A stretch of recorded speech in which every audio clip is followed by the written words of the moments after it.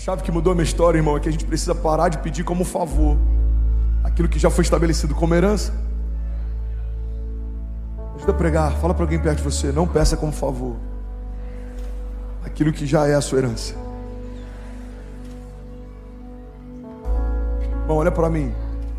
Sabe por que tem muita gente que tem dificuldade de vencer o pecado? Porque acha que a minha luta com o pecado vai me dar uma vitória com o pecado. Irmão, você está sempre caindo no mesmo erro, pastor. Eu estou lutando contra o pecado, e é por isso que você está perdendo. Porque a nossa vitória contra o pecado não fala a respeito de uma vitória que eu vou enfrentar, fala a respeito de uma vitória que Jesus já enfrentou. A vitória contra o pecado está ligada à herança. Eu não vou vencer o pecado porque eu sou forte. Não, eu vou vencer o pecado porque Jesus na cruz, Ele venceu os principados e potestades e fez de todos eles um espetáculo público, triunfando sobre eles no Calvário.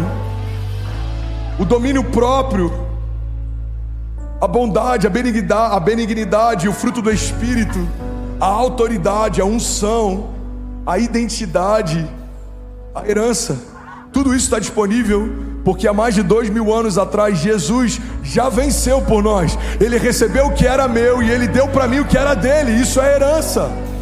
A glória da igreja está na herança, a força da igreja está na herança, a autoridade da igreja foi concedida como herança. Então não peça como favor aquilo que já é a sua herança. Somos mais do que vencedores. Em Cristo Jesus somos mais do que vencedores. Alguém está comigo? Diga amém. Outra coisa importante é a gente entender que nós somos como o nosso Pai é. Você é exatamente como o seu Pai é. Por isso que é tão importante sabermos quem o nosso Pai é. Porque quanto mais conhecemos a Deus, mais nós nos conhecemos. Quanto mais entendemos como Ele se move, mais a gente entende o que a gente carrega. Já falei sobre isso aqui 1000 vezes, mas vai ser novo para alguém. Eu lembro de uma vez que a Cécia, pequenininha, ela amava cantar aquela música Cordeiro e Leão. E ela me perguntou: pai, por que Jesus morreu como um cordeiro e Ele ressuscitou como um leão? Por que a música fala disso? Eu falei: filha, porque quando Jesus veio, Ele não veio para se defender, Ele veio para se entregar. E é por isso que Ele veio como um animal, um dos animais mais indefesos. Não existe dispositivo de defesa num cordeiro. Ele veio para se entregar, mas depois que Ele morreu e ressuscitou, Ele ressuscita como um leão. Ele é o leão da tribo de Judá, Ele governa. E eu quero que você lembre disso, irmão. Se somos filhos de Deus, somos assim como Deus é. Se Ele é um leão, nós somos também. A Bíblia diz que os ímpios fogem sem que haja ninguém a persegui-los, mas nós somos ousados como um leão. Alguém pode levantar sua mão e profetizar isso? Diga: no lugar do medo, coragem. No lugar da dúvida, certeza. Diga: no lugar de tudo que se levanta contra mim, diga: tudo que o céu já liberou sobre mim. No lugar das mentiras, promessas. No lugar da angústia, diga: a paz que excede todo entendimento. Nós não somos daqueles que retrocedem, nós somos daqueles que permanecem e serão salvos. Diga: independente do que se levanta, diga: eu sei quem me garante. Os meus inimigos vêm contra mim por um caminho, mas por 7 caminhos eles fugirão. Você pode celebrar Jesus no seu lugar. Aleluia, aleluia, aleluia. Provérbios 28:1. Os ímpios fogem sem que haja ninguém a persegui-los, mas os justos são ousados como um leão. Preciso correr porque eu ainda estou no primeiro pilar. Alguém está recebendo algo de Deus? Diga amém. Irmão, fomos feitos reis e sacerdotes. Antiga aliança, você se movia em uma dessas verdades ou em nenhuma delas. Alguns não eram nem reis nem sacerdotes. Mas na nova aliança fomos feitos reis e sacerdotes. 1 Pedro 2,9 diz: vocês, porém, são a geração eleita, sacerdócio real, nação santa, povo exclusivo de Deus, para anunciar as grandezas daquele que os chamou das trevas para a sua maravilhosa luz. O que reis fazem? Reis governam. Reis liberam destinos. Reis liberam palavras e essas palavras são acatadas. O que são sacerdotes? são aqueles que falam em nome de Deus, porque eles também gastam tempo ministrando na presença de Deus. Sacerdotes são aqueles que têm autoridade para libertar cativos, para curar enfermos, são aqueles que carregam o perfume de Jesus. Irmão, você foi chamado para ministrar, mas também para liderar. Você foi chamado para ser sensível para ouvir, mas também para ser ousado para governar. Você foi chamado, e essa é a loucura que para alguns parece paradoxal, mas para nós é o nosso desafio, a nossa jornada de fé. Quando o inferno se levanta, somos ousados, somos revestidos de uma fúria. É como o amor de Jesus é um amor furioso.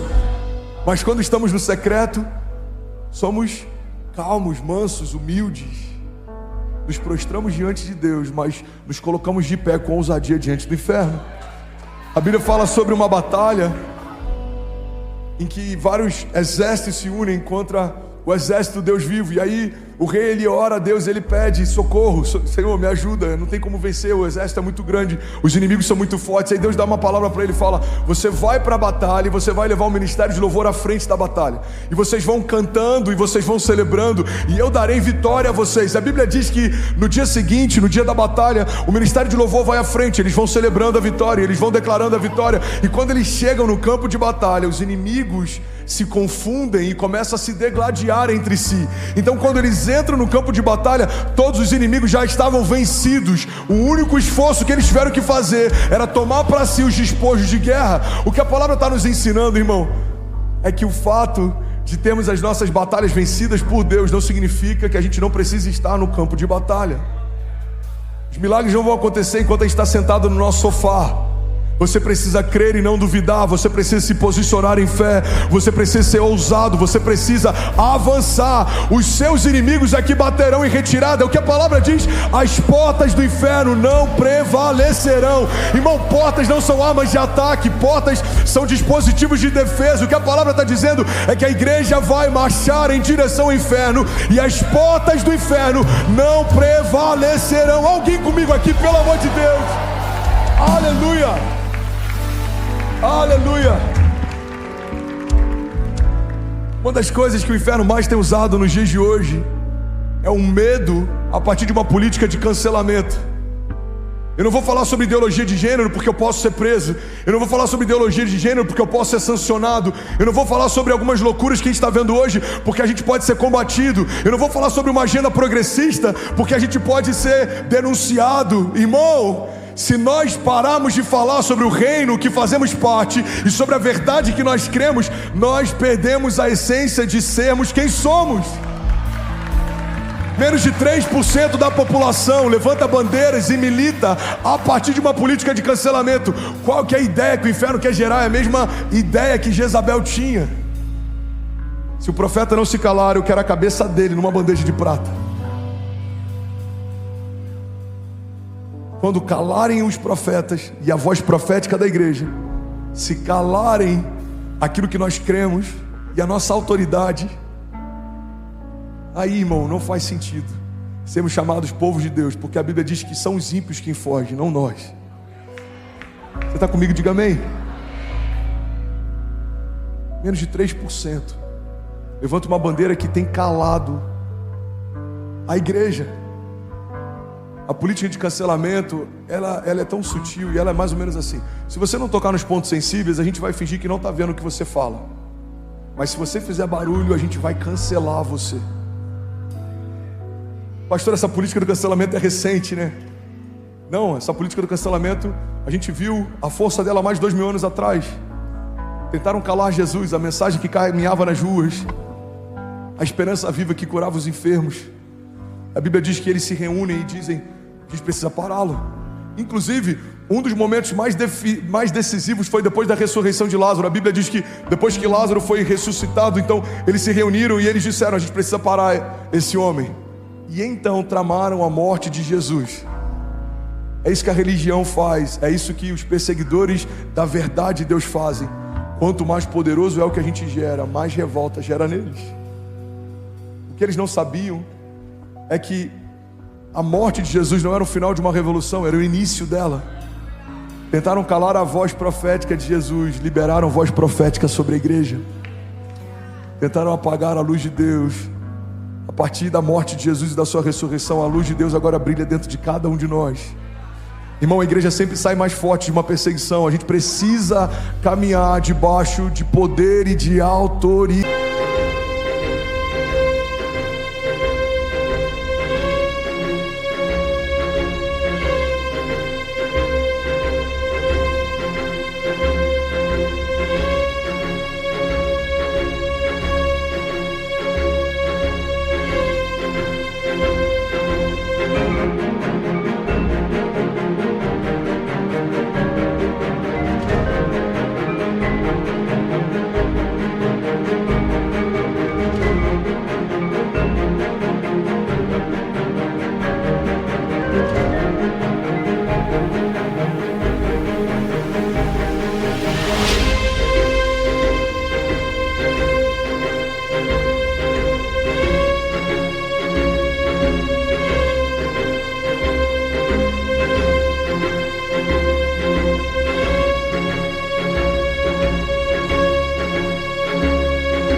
Alguém comigo aqui? E aí, tudo bem? Você acabou agora de assistir um vídeo. Se você ainda não está inscrito, já se inscreve também no nosso canal, ativa esse sininho aqui embaixo de notificação e toda vez que eu fizer uma live ou estiver transmitindo uma mensagem ao vivo, você vai ser um dos primeiros a saber. Mas eu deixei mais 2 indicações aqui que eu espero que façam muito sentido para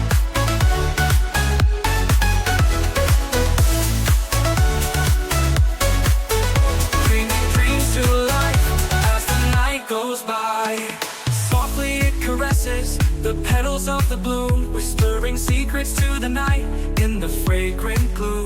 Through the village silent streets where the lanterns glow, the wind brings a gentle breeze as it softly flows. It knows the roads of travel, the paths left behind. With every gust it unravels the threads of time. In the laughter of the children, the songs of the old, the wind tells a story, timeless and bold. Oh, the winds return to home, where the spirit roams through the ancient trees and the valleys known. It sings a lullaby beneath the scarlet sky, bringing dreams to life as the night goes by. Você, então já aproveita e clica para assistir a próxima mensagem, beleza? Seja bem-vindo ao time de incendiários e eu espero de verdade que essas mensagens mudem a sua vida como elas têm mudado a minha também. Até a próxima. Valeu!